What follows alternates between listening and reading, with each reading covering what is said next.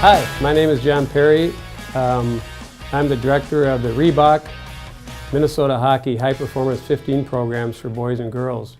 I just wanted to take some time today to walk through the program that we are in right now, where we've been, what we expect when you come up to the summer camp, and then what happens after summer camp. First off, I want to congratulate all the players.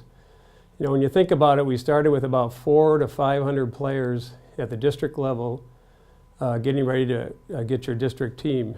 And after trials, we cut down to 30 players, the top 30 players in the district, and we went into phase two. Phase two was our skill sessions, which we ran.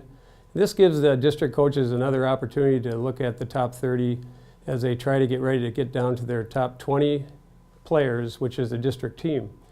And so you were a part of that, and then from there, you played some seeding games, and then you came into the Spring Festival, which you concluded. And when you came into the Spring Festival, you were evaluated by the High Performance 15 staff and head coach, and then picked to be in the summer camp. So that's quite a significant opportunity that you've gotten yourself into, being able to be in the top 102. I can't stress enough that you need to take something back from the camp. You know, we'd like to take all 102 of you to the USA Hockey National Development Camp, but the numbers just don't work that way.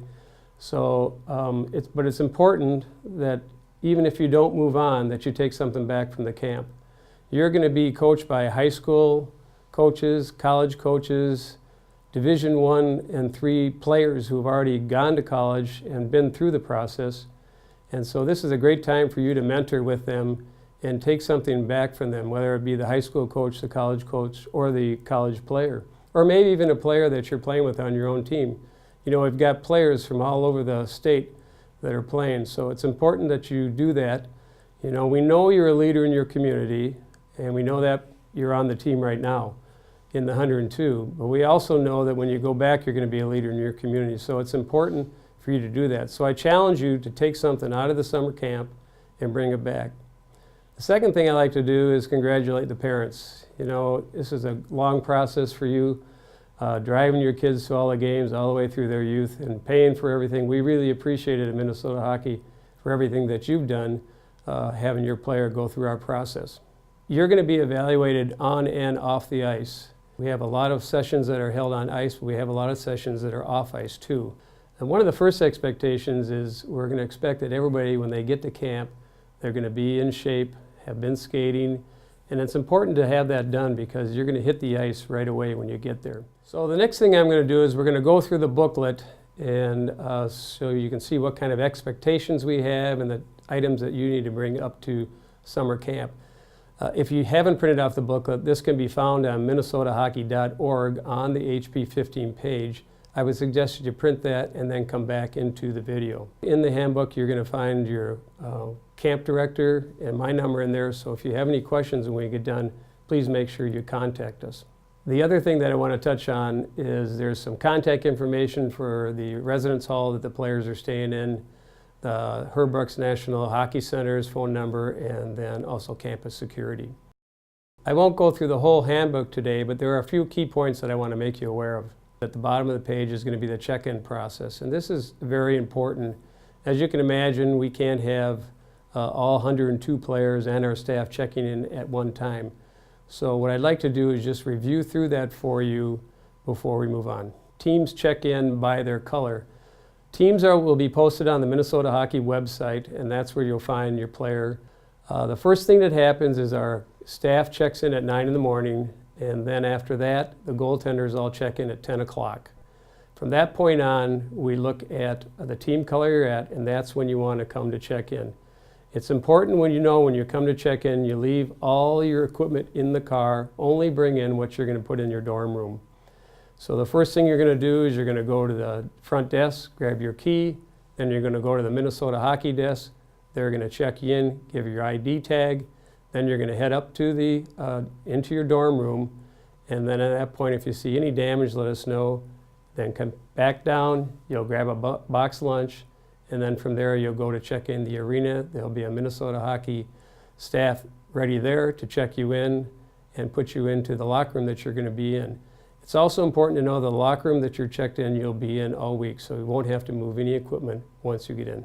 The players are responsible for the dorm rooms and the keys when they get up to St. Cloud State University, where the camp is going to be. Once you've checked in the arena, you now become the responsibility of Minnesota Hockey. You need to stay with your team. That means not getting into your parents' car. And the reason for this is because when the teams are together, they move as a group. If someone is missing, then everything stops. So parents, please don't offer your son or daughter a ride home from a game. And players, stay with your team. There's a pro shop in between the two arenas, and you'll be able to get skates sharpened there. They also have tape, mouth guards, things like that. Anything else, I would suggest you bring your own equipment, extra sticks, things like that, because they're not equipped to handle those type of requests. It's probably a good idea to bring extra towels, as we will have showers in the locker room, so if you want to leave towels down at the National Hockey Center, it's a good idea. Also, we do not allow cell phones in any of the meetings. We do not allow cell phones in locker rooms. That is a USA Hockey rule. They'll be confiscated if they're brought into a locker room. With social media, we just cannot have that happening. There will be a player-parent summit held at the National Hockey Center on Saturday afternoon. Those presents will be a pro player scout, a player agent, the high performance player development director, College Hockey Inc. representative, and the Minnesota ADM regional manager. Page 7, you'll notice there's a map of the campus. You can also go to their website and download this if you need to have it ahead of time. But again, I want to remind you that the players should bring this handbook with them when they come to camp, because there are a lot of changes that will happen in the schedule. Pages 8 through 12 is the daily schedule, so I want you to take a look at that. Players, remember, again, you need to bring that schedule with you, because every once in a while we will have changes. You'll also notice on there we have some different classes dealing with how to bring your game to the next level, the NCAA clearinghouse, things like that we're going to go through too, along with the daily stuff that we do on ice. There's also dry land training that we'll go through, and so just make sure you have that schedule with you. After the camp is done, on Thursday, the players will play games and they need to check out of their dormitories. So if your player has an early game, they're probably going to check out after they play. If they have a later game, they will probably check out before. And then when the games are done, at that point in time, that's when you can pick up your player and take them home. Players selected and alternates will be posted on the minnesotahockey.org website 24 hours after the conclusion of camp. We want to make sure people are committed to coming to the camp. And again, if you can't, we have alternates that are ready to be called, so let us know so we can get a hold of them right away. Again, congratulations for being selected for this camp. You are going to have a great time at the camp. We really appreciate all the time and effort you put into Minnesota hockey, and we're looking forward to seeing you this summer.